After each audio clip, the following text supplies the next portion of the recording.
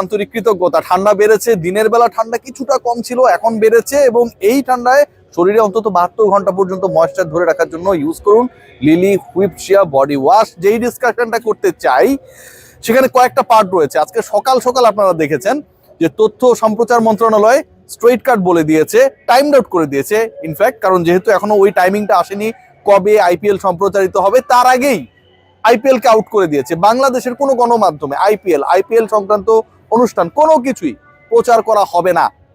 এবং এই যে ডিসিশনটা নেওয়া হয়েছে আমার কাছে মনে হয় যে একটা দারুণ সিদ্ধান্ত। বাংলাদেশ ক্রিকেট বোর্ডের সাথে, বাংলাদেশের ক্রিকেটার মুস্তাফিজের সাথে যেই ইনজাস্টিস এনশিওর করেছিল ভারতীয় ক্রিকেট বোর্ড, তাদের দেশের সরকার, কেকেআর, সেটার একটা বড় জবাব ঘটনা ঘটার 48 ঘন্টার মধ্যে বাংলাদেশ সরকার দিতে পেরেছে।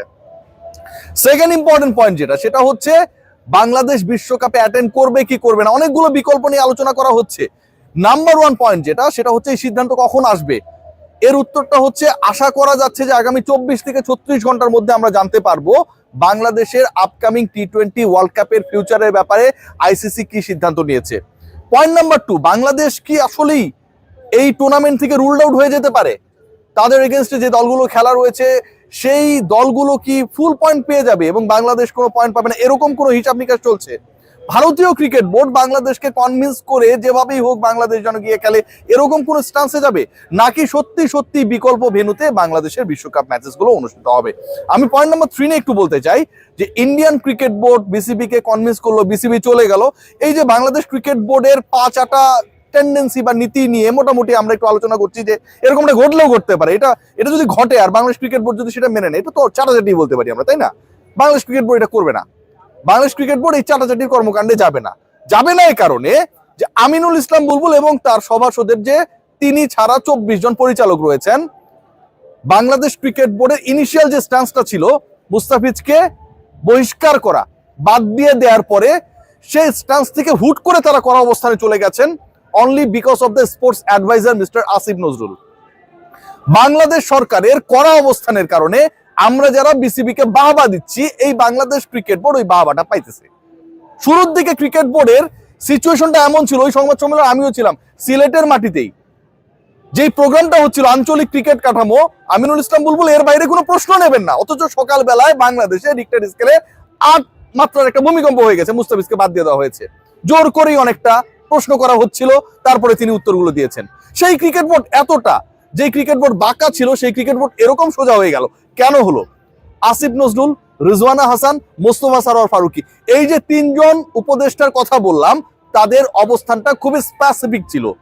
মুস্তাফিজ মানে বাংলাদেশ, মুস্তাফিজ মানে আমরা, মুস্তাফিজ মানে 18 কোটি বাংলাদেশি বাঙালি, এবং মুস্তাফিজ মানে বাংলাদেশ সরকার, রাষ্ট্র। সো মুস্তাফিজুর রহমানকে যখন আপনি এভাবে বাদ দিয়ে দেবেন, পুরো বাংলাদেশকে ইনসাল্ট করবেন, ডিগনিটিতে আঘাত করবেন, সেই জায়গায় বাংলাদেশ খেলবে না। এই অবস্থানের কারণে বিসিবির অবস্থানটা শক্ত হয়েছে। সো বিসিসিআই যদি কনভিন্সও করে ভেন্যু বদলে যে কলকাতায় খেলা হবে না, টেনশন করেন না, আপনাদের খেলা আমরা মেঘালয়ে পাঠিয়ে দিচ্ছি, কথার কথা বলছি, বিসিবি এটা তো মানবে না, কারণ সরকার স্ট্যান্স দিয়ে দিয়েছে। তাহলে কি হবে? Walk over? I don't think so. সেই জায়গায় যাচ্ছে না। কেন যাবে না? দেখুন, বাংলাদেশে যে 4টা ম্যাচ রয়েছে সেই 4টা ম্যাচ কার এগেনস্টে রয়েছে? নেপালের এগেনস্টে। নেপালও এখন ক্রিকেটের বড় টিম হয়ে গেছে, ওয়েস্ট ইন্ডিজকে তারা হারিয়েছে টি20তে, ওয়েস্ট ইন্ডিজের বিপক্ষে রয়েছে, ইংল্যান্ডের বিপক্ষে রয়েছে। এই যে দলগুলোর বিপক্ষে বাংলাদেশে খেলা রয়েছে, বাংলাদেশের দর্শকরা শুধু এই দলগুলোর বিপক্ষে বাংলাদেশে খেলা দেখবে, ব্যাপারটা এরকমটা না। এই দলগুলো যখন পরস্পর মুখোমুখি হবে সেই ম্যাচগুলোর টিআরপিও হাই, বাংলাদেশের দর্শকরা দেখবে, কারণ তাদের পয়েন্টের ইকুয়েশন, হিসাব নিকাশের ব্যাপার রয়েছে। ব্রডকাস্টাররা 4টা ম্যাচ হবে না, এই 4টা ম্যাচের পূর্ণ পয়েন্ট প্রতিপক্ষ পেয়ে যাবে, এটা কোনোভাবেই ম্যানেজেবল না, কোনোভাবেই ম্যানেজেবল না। আপনি ইকুইপমেন্ট সেটআপের কথা যদি বলেন, শ্রীলঙ্কায় অলরেডি তো মাঠগুলোতে খেলা হবেই, রিশিডিউলিং এর দিকে যাচ্ছে। আমার কাছে যতটুকু খবর রয়েছে বাংলাদেশের বিশ্বকাপের ফিউচার এবং সেই রিশিডিউলিং এ 3টা ভেন্যু আলোচনায় রয়েছে। কলম্বো আলোচনায় রয়েছে, যদিও কলম্বো খুব প্যাক থাকবে, কিন্তু কলম্বোতে নাম্বার অফ ফিল্ডস বেশি। আলোচনায় রয়েছে পাল্লেকেলে, মানে ক্যান্ডির বিখ্যাত সেই স্টেডিয়াম, জঙ্গল কেটে যে স্টেডিয়াম বানানো হয়েছে, এবং আলোচনায় রয়েছে অদ্ভুত শোনালো গল আলোচনায় রয়েছে এ কারণে যে গলে ফ্লাড লাইট ফ্যাসিলিটিস না থাকলেও বাংলাদেশের যে 2টা ডে ম্যাচ রয়েছে, টি20 ক্রিকেট মানে আপনি 3 hours and 50 minutes 30 মিনিটসের মধ্যে শেষ করে ফেলতে পারবেন, সেই জায়গায় গলে আসলে বাংলাদেশের ডে ম্যাচেস গুলো খেলানো যায় কি না। পাল্লেকেলে এবং কলম্বোতে অপর দুইটা ম্যাচ শিফট যদি করা যায়, ডে ম্যাচেস গুলো যদি গলে খেলানো যায়, তাহলে বাংলাদেশের 4টা ম্যাচের শিডিউল ডান। সিরিয়াসলি এখন পর্যন্ত এরকম একটা সম্ভাব্য পরিকল্পনা নিয়ে আলোচনা চলছে।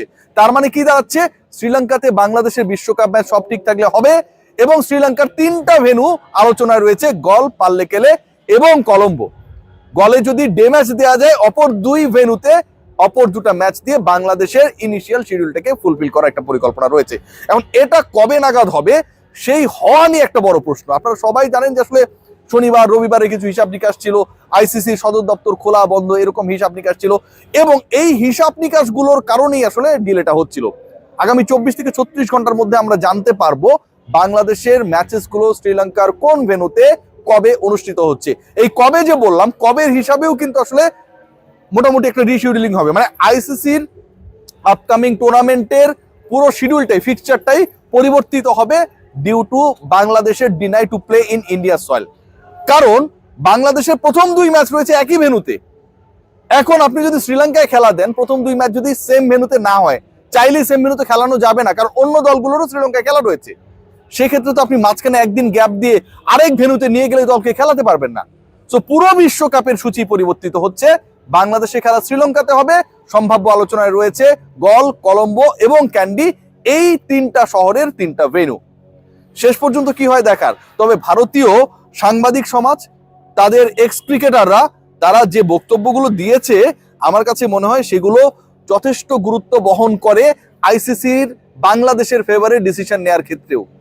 কেউ কেউ এমন কথা বলেছে যে বাংলাদেশ সন্ত্রাসী পাঠায় নাই, ইন্ডিয়াতে বাংলাদেশ কোনো সন্ত্রাসী কার্যক্রম করার জন্য কোনো টিম পাঠায় নাই, যেটার কারণে বাংলাদেশের ক্রিকেটারকে বাদ দিয়ে দিতে হবে। কেউ বলেছে মুস্তাফিজকে তুমি যদি না খেলাও, নিলাটা কেন ভাই, নেওয়ার দরকার তো ছিল না, টিমগুলোকে আগেই বলে দেওয়া হতো।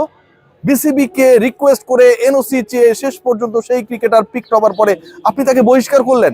আইপিএল এর 19 বছরের ইতিহাসে কখনো এই ঘটনা ঘটে নাই।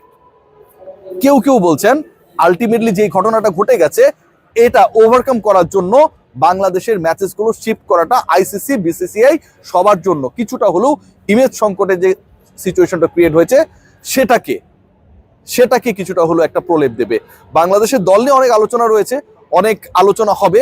তবে আমার কাছে যেটা মনে হয় বা আমার কাছে যে তথ্য রয়েছে, আজকের এই ডিসিশন, আইপিএল এর কোনো ম্যাচেস বাংলাদেশে সম্প্রচারিত হবে না, এটা আইসিসি বিসিসিআই কে বিশাল একটা প্রেসারে ফেলেছে। আইপিএল যদি বাংলাদেশে দেখা না যায়, তাহলে টেলিভিশন রাইটস যারা আইপিএল এর কিনেছে হাজার হাজার কোটি রুপিতে, সেই জায়গায় তারা একটা বড় লসের সম্মুখীন হবে, নো ডাউট। ডিজিটাল রাইটস যারা বিক্রি করেছে তারা একটা লসের সম্মুখীন হবে, এবং এই একই গ্রুপ কিন্তু অলমোস্ট বাংলাদেশ সহ আপকামিং ওয়ার্ল্ড কাপে যেই দলগুলো অংশগ্রহণ করবে তাদের রাইটসটাও কিনেছে।